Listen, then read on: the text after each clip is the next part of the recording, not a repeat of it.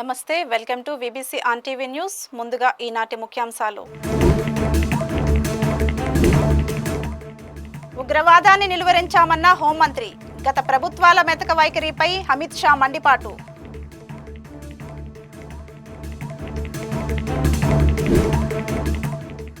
వెంకన్న ఆలయాల నిర్మాణాలకు ట్రస్ట్ ఏర్పాటు తిరుపతి పర్యటనలో సీఎం చంద్రబాబు హామీ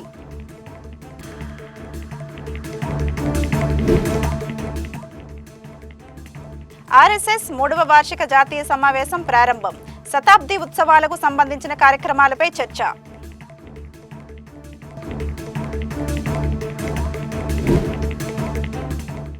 ఏఐ వనరులకు కాపీరైట్ ఉండాలన్న న్యాయ నిపుణులు కృత్రిమ మేధా మోసాలను లాయర్లు గ్రహించాలని సూచన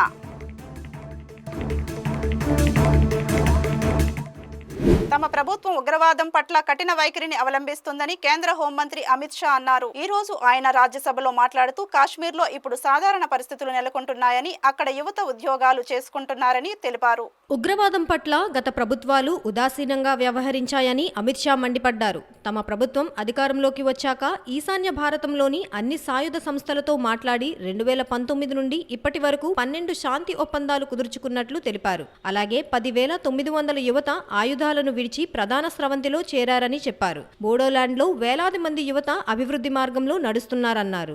मान्यवर, जब गृह मंत्रालय की चर्चा होती है तब हमारे देश में 2014 के पहले से जब नरेंद्र मोदी सरकार चुनकर आई तब कई सारे लेगेसी इश्यूज हमें मिले. ये देश की सुरक्षा, इस देश का विकास, इस देश का सार्वभौमत्व भी 3 बड़ी समस्याओं के कारण हमेशा चैलेंज होता है. इसको चुनौती मिलती है और ये 3 नासूर करीब 4 दशक से देश की शांति में खलल डालते रहे, देश की सुरक्षा पर सवालिया निशान लगाते रहे, देश के विकास के गति को अवरुद्ध करते रहे और देश की पूरी व्यवस्था को कई बार तो हास्यास्पद भी बना दिया. मान्यवर, 3 नासूर थे.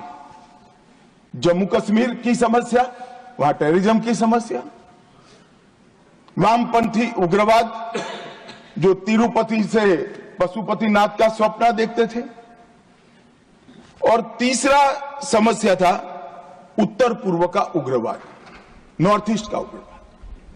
इन 3 समस्याओं का टोटल लगाएं तो लगभग 92,000 इस देश के नागरिक 4 दशक में मारे गए. माने और ये तीनों समस्या के संपूर्ण उन्मूलन के लिए एक सुनियोजित प्रयास कभी नहीं हुआ था जो नरेंद्र मोदी जी ने चुनकर आने के बाद 2014 సంవత్సరానికి ముందు దేశం అనేక సమస్యలను సవాళ్లను ఎదుర్కొందని, దేశ భద్రత అభివృద్ధికి తరచుగా ఆటంకాలు ఏర్పడ్డాయని అమిత్ షా అన్నారు. జమ్మూ కాశ్మీర్లో ఉగ్రవాదం, వామపక్ష తిరుగుబాటు, ఈశాన్య తిరుగుబాటు ఈ 3 సమస్యల కారణంగా 4 దశాబ్దాల కాలంలో దేశంలోని 92,000 మంది పౌరులు చంపబడ్డారన్నారు. తాము అధికారంలోకి వచ్చిన తర్వాత ఈ సమస్యల పరిష్కారం దిశగా చర్యలు తీసుకున్నామని తెలియజేశారు. हमारी सरकार आने के बाद हमें सब हथियारी ग्रुपों से बातचीत की. मान्यवर, 19 से अब तक 12 महत्वपूर्ण शांति समझौते किए. 2020 में NLFD के साथ, 21 में ब्रू रियांग के साथ, 22 में कार्बी के साथ, 2022 में आदिवासियों के साथ, आदिवासी संगठनों के साथ, 2022 में असम मेघालय अंतरराज्यीय सीमा का समझौता, 2023 में DNLA, UNLF और उल्फा का समझौता, असम और अरुणाचल प्रदेश का अंतरराज्यीय सीमा का समझौता, 24 में त्रिपुरा के साथ समझौता, NLFT और ATTF के साथ समझौता. कुल मिलाकर मान्यवर 10,900 युवा हथियार डालकर मेन स्ट्रीम में आए हैं. मैं अभी बोडोलैंड जाकर आया हूं. हजारों युवा आज विकास के रास्ते पर चल पड़े हैं, अपनी ही बोडो मातृभाषा में पढ़ते हैं, अपना ही धर्म अनुसरित करते हैं और विकास के काम करते हैं।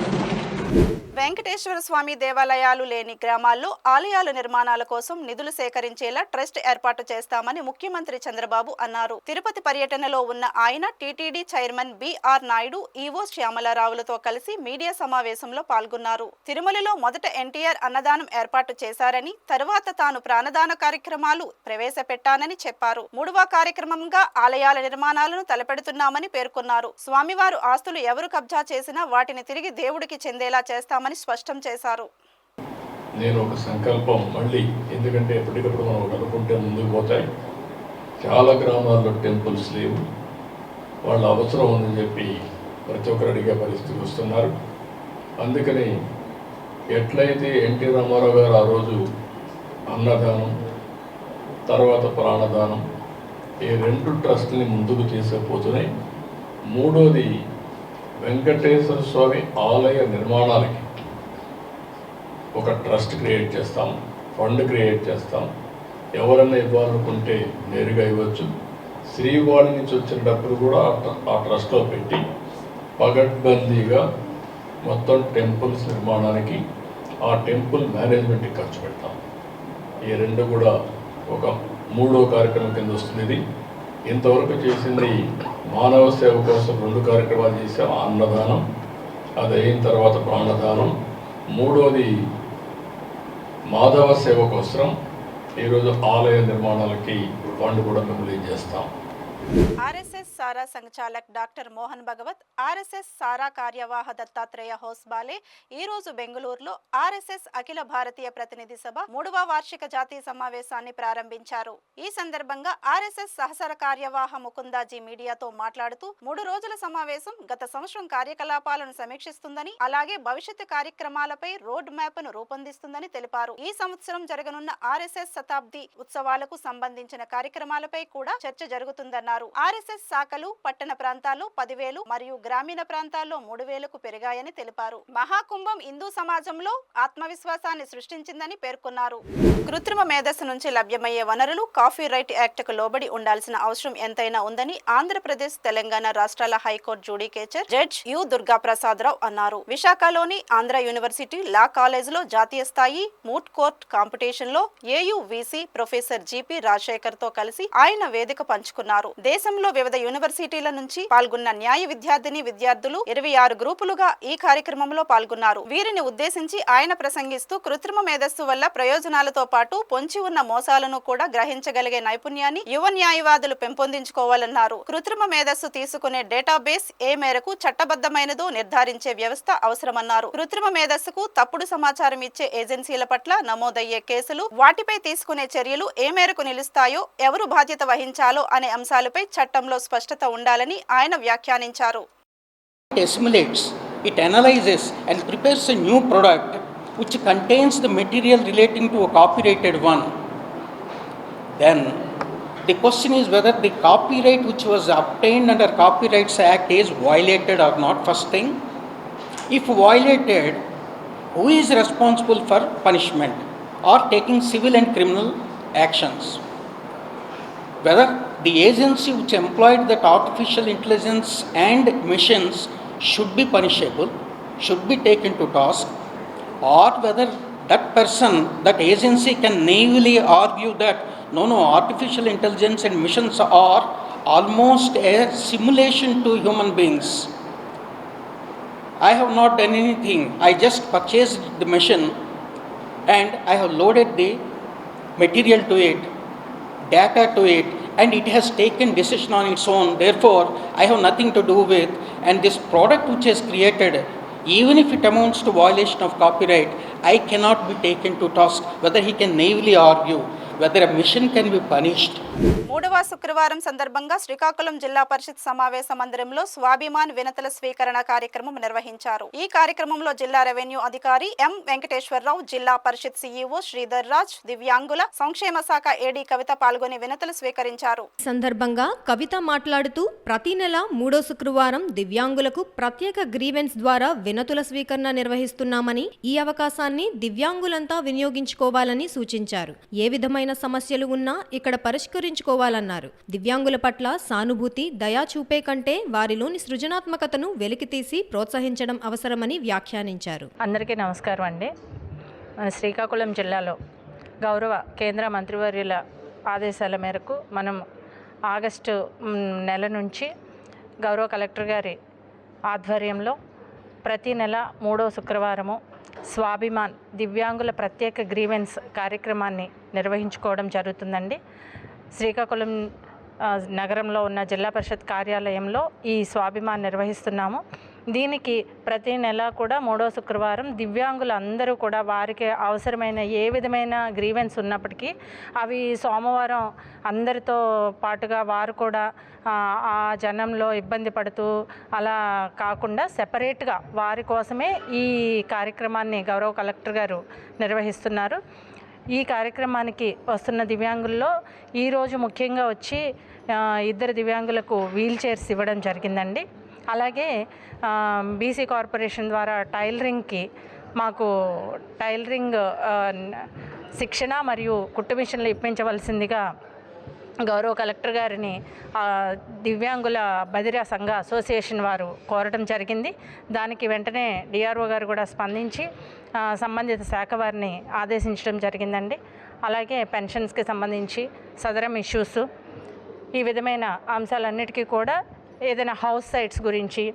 పత్రికా సంపాదకుడు, మాటల రచయిత, పతాంజలి సాహితీ పురస్కారానికి ఆయన సమకాలికులు సీనియర్ పాత్రికేయులు తాడి ప్రకాష్ ని ఎంపిక చేసినట్లు KNY పతాంజలి సాంస్కృతిక వేదిక అధ్యక్షులు బిశెట్టి బాబ్జీ ప్రకటించారు. గురుజాడ స్వగృహంలో జరిగిన మీడియా సమావేశంలో ఆయన మాట్లాడుతూ పతాంజలి లాంటి రచయిత విజయనగరం జిల్లా అలమండ గ్రామంలో పుట్టడం ఈ ప్రాంతం చేసుకున్న పుణ్యమని అన్నారు. ఈ నెల 29వ తేదీన పతాంజలి 73వ జయంతోత్సవ సభ జిల్లా కేంద్ర గ్రంథాలయంలో సాయంత్రం 6 గంటలకు నిర్వహిస్తున్నట్లు తెలిపారు. ఈ సభలోనే సాహితీ పురస్కారాన్ని ప్రదానం చేయనున్నట్లు చెప్పారు. ఆ మహానుభావుని పేరిట పురస్కారాన్ని ఇచ్చేందుకు తాము ఓ వేదిక ఏర్పాటు చేసినందుకు ఎంతగానో గర్వపడుతున్నట్లు చెప్పారు.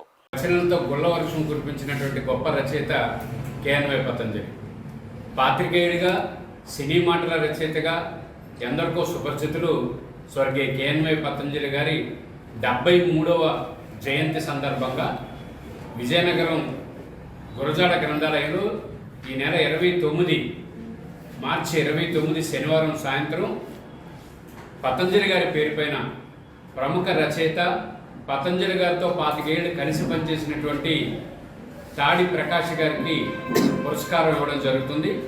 ఇప్పటికే 2015 నుంచి ఇప్పటివరకు అంటే దాదాపుగా దశాబ్ద కాలం 10 మంది ప్రముఖ రచయితలకి గౌరవనీయులు పతంజలి గారి పేరుపైన ప్రతి సంవత్సరం పురస్కారం ఇస్తున్నాం. మరి ఈ సంవత్సరం పురస్కారానికి ఈ వేదిక కమిటీ సభ్యులు, పురస్కార ఎంపిక కమిటీ సభ్యులు పెద్దలు VMK లక్ష్మణరావు గారు, బి నాగేంద్ర ప్రసాద్ గారు, అట్లాగే వేదిక ప్రధాన కార్యదర్శి NK బాబు గారు ఎంపిక చేశారు. ఈ నెల 29న జరగనున్నటువంటి ఈ పురస్కార ప్రదానానికి పతంజలి గారి అభిమానులు, ప్రముఖ రచయితలు, కళాకారులు, కళాభిమానులు, సినీ అభిమానులు కూడా విచ్చేసి ఈ కార్యక్రమాన్ని జయప్రదం చేయాలని KNY పతంజలి సాంస్కృతిక వేదిక అధ్యక్షుడిగా కోరుకుంటున్నాను. ఇది గొప్ప అంశం. పతంజలి గారు ఉత్తరాంధ్రకు చెందిన వారిగా కాకుండా ఈ సమాజంలో అనేక అసమానతలను వేరెత్తి చూపించి సమాజాన్ని చైతన్యపరచడం కోసం తన వంతు చివరి క్షణం వరకు పనిచేసినటువంటి గొప్ప వ్యక్తి పేరుపైన గడిచిన 10 సంవత్సరాలుగా పురస్కారం ఇవ్వడం చాలా ఆనందంగా ఉంది. దయచేసి 29 జరిగినటువంటి ఈ కార్యక్రమానికి అందరినీ తప్పనిసరిగా హాజరు కావాలని చెప్పి కోరుకుంటున్నాను.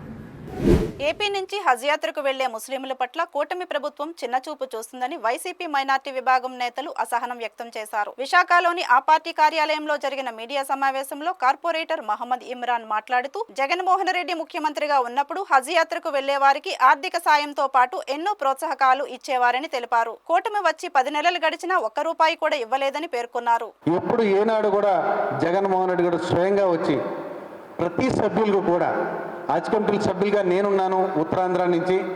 మా అందరూ కూడా మీ అందరూ కూడా ఇక్కడ నంబూరులో ఎంత సేవ చేశారో మళ్ళీ హజ్కి కూడా వెళ్ళి అంతే అందరూ కూడా సేవ చేయండి. ఆంధ్ర రాష్ట్ర ప్రజలందరూ కూడా బాగుండాలి, ఆంధ్ర రాష్ట్రం బాగుండాలని ఉద్దేశంతో ఒక మంచి బృహత్తరమైన కార్యక్రమాన్ని చేపట్టారు.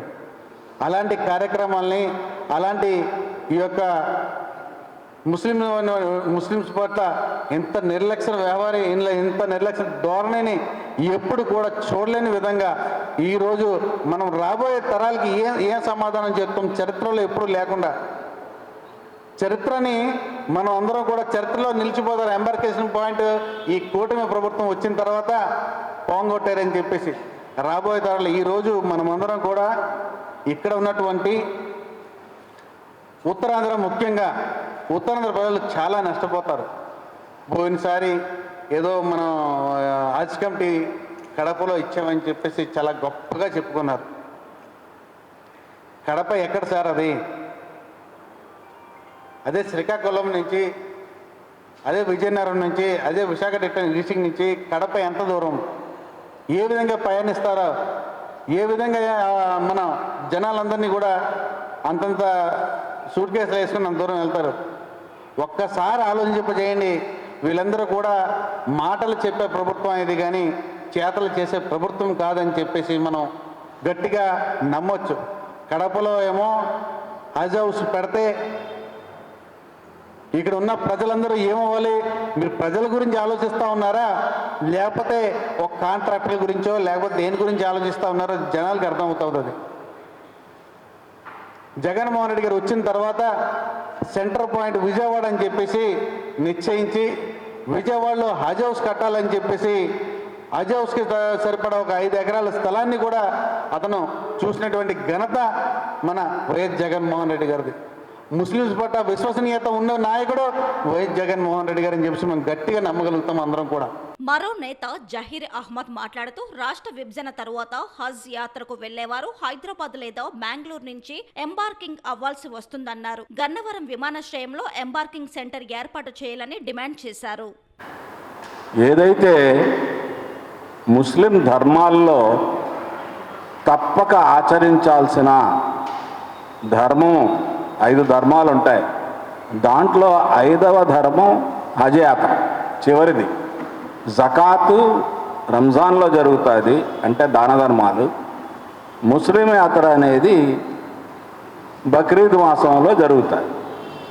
సో ఇది హజ్ యాత్ర అనేది ఎవరైతే అఫోర్డబుల్గా ఉంటారో, అంటే ధనవంతులు, ముస్లిమ్స్లో ఎవరైతే డబ్బులు పెట్టగలరు, ఎందుకంటే ఇది కాస్ట్లీ యాత్ర, ఎక్కువగా ఖర్చు అవుతుంది. కాబట్టి ప్రతి ముస్లిం కూడా హజ్ చేయటానికి అవకాశం అయితే ఉండదు. ఎవరి దగ్గర అయితే డబ్బులు ఉంటారో, ఎవరి దగ్గర అయితే ఖర్చు పెట్టగలుగుతారో, ఎవరి దగ్గర అయితే అఫోర్డబిలిటీ ఉంటుందో ముస్లింలో, వీళ్ళు హజ్ యాత్ర చేస్తారు. ప్రతి సంవత్సరం కూడా ఈ హజ్ యాత్ర జరుగుతుంది. సో ఈ హజ్ యాత్రకి అనేక రకాలుగా చాలా కాలం నుంచి కూడా ఈ హజ్ యాత్ర జరుగుతుంది. మరి హజ్ యాత్ర అంటే ముస్లిమ్స్ పిలిగ్రిమేజ్ ఎవ్రీ ఇయర్.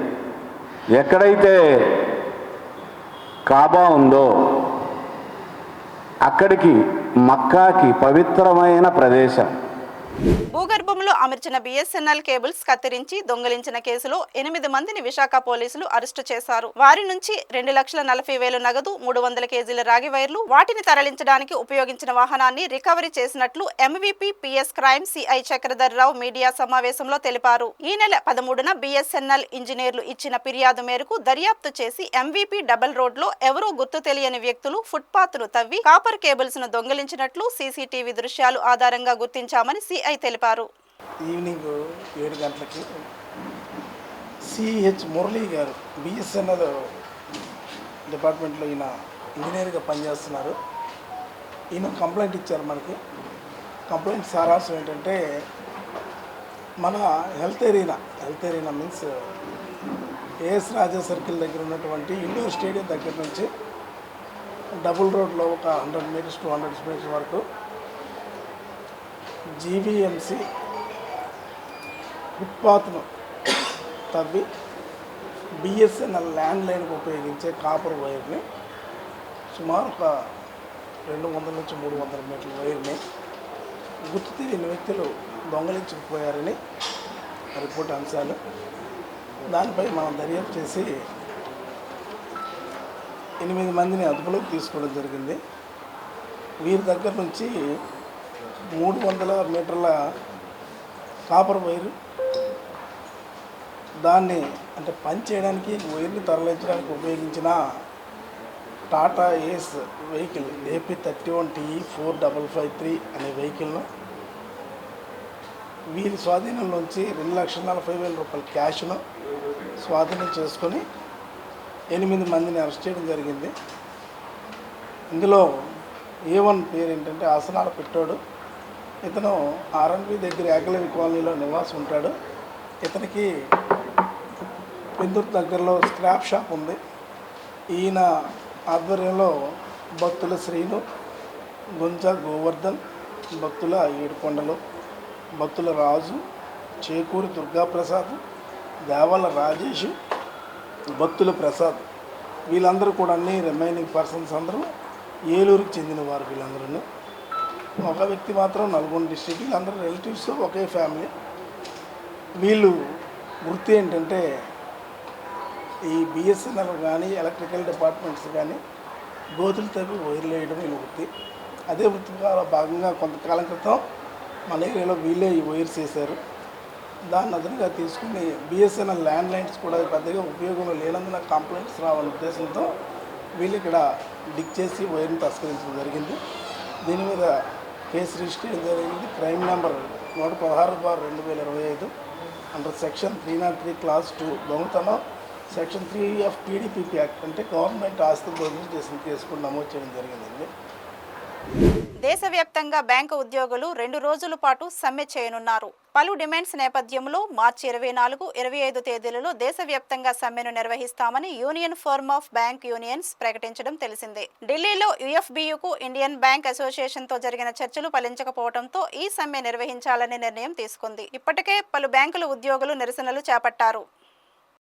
అయితే ఉద్యోగులు ఈ నిరసన తెలిపేందుకు కొన్ని ప్రధాన డిమాండ్లు ఉన్నాయి. వాటిలో మొదటిది వారానికి 5 రోజుల పని రోజులు, అన్ని పోస్టులకు నియామకాలు, ప్రభుత్వ రంగ బ్యాంకులలో వర్క్మెన్ ఇంకా ఆఫీసర్ డైరెక్టర్ల భర్తీ ఉన్నాయి. అలాగే ఆర్థిక మంత్రిత్వ శాఖ ఇటీవల జారీ చేసిన ఆదేశాన్ని ఉపసంహరించుకోవాలనే డిమాండ్ కూడా ఉంది. అయితే ఈ నెల 24, 25 తేదీల్లో దేశవ్యాప్తంగా నిర్వహించబోయే ఈ సమ్మెకు 9 బ్యాంకు సంఘాల యూనియన్ల కలయికతో UFBU సంస్థగా ఏర్పడిన ఈ నిరసనలో పాల్గొననున్నారు.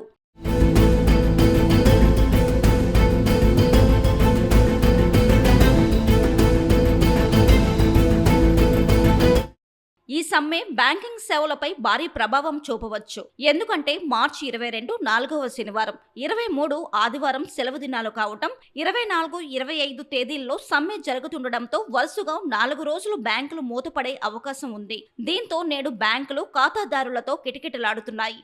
కాగా 4 రోజుల పాటు స్తంభించిపోవడం వల్ల కస్టమర్లు లావాదేవీలలో సమస్యలను ఎదుర్కొనే అవకాశాలున్నాయి. అలాగే ATMలు ఖాళీ అయితే నగదు కోసం వినియోగదారులకు ఇబ్బందులు తప్పవు. IBA అండ్ UFBUల మధ్య ఇంకా ఎలాంటి చర్చలు జరుగుతాయో, ఈ సమ్మెను ఉద్యోగులు విరమిస్తారో లేదో ఇంకా వేచి చూడాల్సి ఉంది.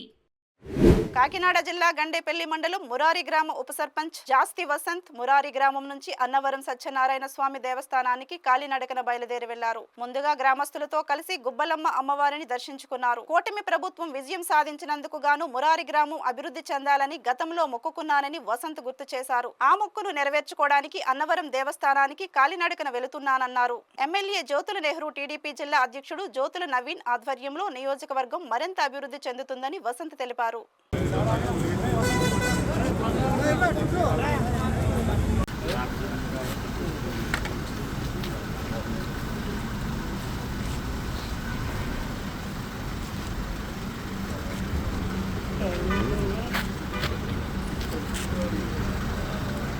నంద్యాల జిల్లా బనగానపల్లె నియోజకవర్గం బనగానపల్లిలో జరిగిన మండల సర్వసభ్య సమావేశంలో ఆంధ్రప్రదేశ్ రాష్ట్ర ఆర్ఎండ్బి శాఖ మంత్రి బీసీ జనార్దన రెడ్డి పాల్గొన్నారు. ఈ సమావేశంలో గ్రామ సర్పంచులు, ఎంపీటీసీలు, అధికారులు పాల్గొన్నారు. గ్రామ సెక్రటరీలు, ఎంపీటీసీ సర్పంచులు ప్రజలు సమస్యలను రాష్ట్ర మంత్రి అధికారుల దృష్టికి తీసుకొచ్చారు. ఈ సందర్భంగా మంత్రి మాట్లాడుతూ ముఖ్యమంత్రి నారా చంద్రబాబు నాయుడు, ఉప ముఖ్యమంత్రి పవన్ కళ్యాణ్ ఈ గ్రామాలలో నీటి ఎద్దడి ఎదుర్కొనేందుకు గ్రామాలలో ఉన్న సెక్రటరీలతో మాట్లాడారని గుర్తు చేశారు. ప్రభుత్వ ఉద్దేశం ప్రజల వద్దకు పరిపాలన అందించడం అన్నారు. బనగాన పట్టణంలో 25 కోట్ల రూపాయలతో సీసీ రోడ్లు నిర్మాణం చేశామన్నారు. అనంతరం పలు శాఖల అధికారులకు మంత్రి ఆదేశాలు జారీ చేశారు.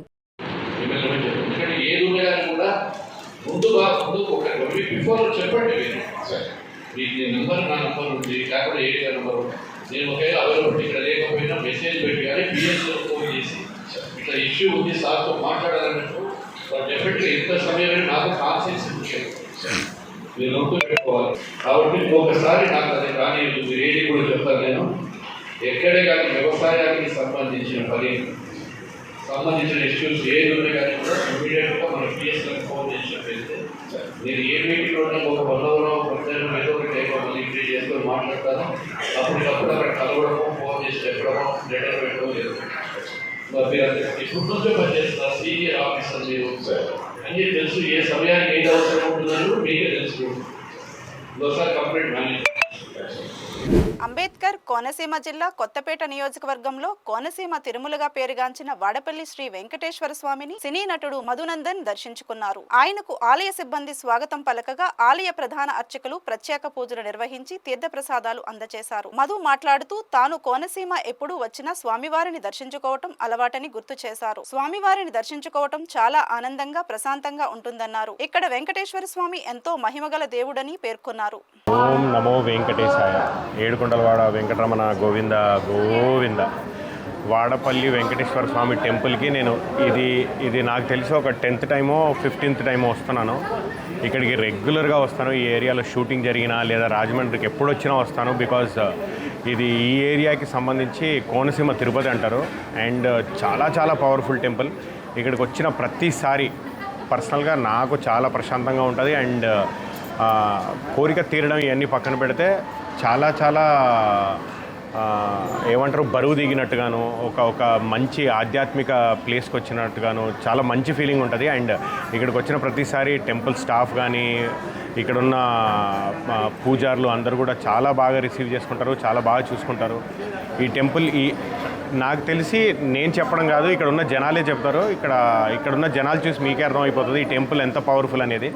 ఇక్కడికి వచ్చిన ప్రతి ఒక్కరికి మంచి జరుగుతుంది. అండ్ వచ్చిన ప్రతి ఒక్కరికి మంచి జరగాలని, అందరూ బాగుండాలని మనస్ఫూర్తిగా కోరుకుంటూ పునర్దర్శన ప్రాప్తిరస్తు. సర్వే జనా సుఖినో భవంతు. Thank you.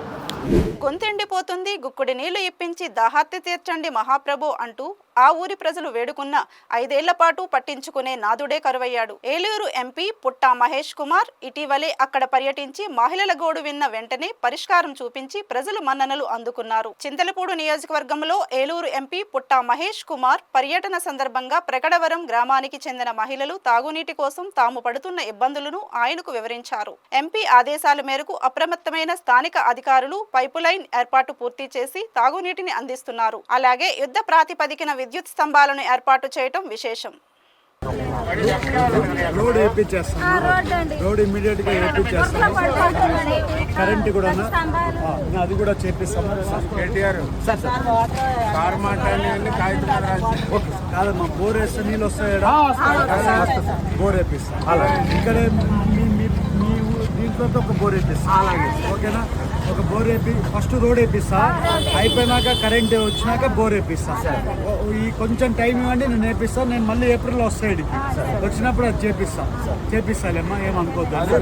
ఈ ఏలూరు జిల్లా ఎంపీ గారు మా పుట్టా మహేష్ యాదవ్ గారు ఆ రోజు తిరణాల మహోత్సవాలకు రావడానికి, ఆ రోజు వచ్చినప్పుడు ఇటుగా ప్రగడవరం మీదకి వెళ్తున్నప్పుడు కొంతమంది ప్రజలను చూసి ఎంపీ గారు అక్కడ ఆగి, అమ్మ మీ సమస్యలు ఏంటని ఆ ఎంపీ గారు ఆ ప్రజలను అడిగినప్పుడు అక్కడ ఉన్న కొంతమంది ఆడవాళ్ళందరూ, అయ్యా మా గ్రామానికి స్తంభాలు లేవు, లైటింగ్ లేదు, మా గ్రామంలో వాటర్ సమస్య ఉంది అని ఎప్పుడైతే ఎంపీ గారి దృష్టికి తీసుకెళ్లారో, కొన్ని రోడ్లు లేవు, సీసీ రోడ్లు లేవు అని అడిగినప్పుడు ఇమీడియట్గా ఎంపీ గారు అక్కడున్న వాళ్ళందరిని పిలిచి అధికారులని ఇమీడియట్లుగా ఈ గ్రామానికి ఏం కావాలో మళ్ళీ నేను వచ్చేప్పటికీ కూడా ఇవన్నీ కూడా సమస్య అంతా క్లియర్ అవ్వాలి.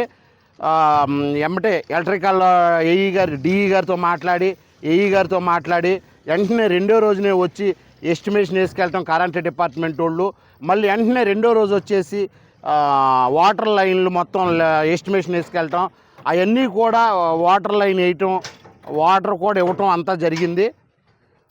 అప్పుడు రోడ్డు సీసీ రోడ్లు కూడా వచ్చేసి ఆ డిపార్ట్మెంట్ వాళ్ళు వచ్చి ఏ డిపార్ట్మెంట్ ఆ డిపార్ట్మెంట్ వచ్చి ఎస్టిమేషన్ వేసుకొని ఒక్కొక్కటిగా ఆల్రెడీ సీసీ రోడ్లు ఎస్టిమేషన్ వేశారు.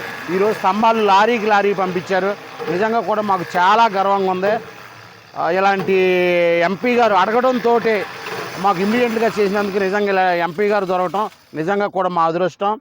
విలువైన రోడ్డు నిలువెల్లా నిర్లక్ష్యం అంటూ వీబీసీ ఆన్ టీవీ న్యూస్ లో వచ్చిన వార్తా కథనానికి అధికారులు స్పందించారు. కోనసీమ జిల్లా మండపేట ఏడద రోడ్డులో ఎట్టకేలకు మరమ్మతులు చేపట్టారు. రోడ్డులో గల గోతులను కంకర వేసి పూడ్చారు. ప్రభుత్వం నుంచి నిధులు మంజూరైన తక్షణమే ఈ మార్గంలో R&B ఇంజనీర్లు సీసీ రోడ్డు పనులు ప్రారంభించనున్నారు. వీబీసీ కథనంతో రోడ్డుకు మరమ్మతులు చేయడం పట్ల ప్రజలు హర్షం వ్యక్తం చేస్తున్నారు.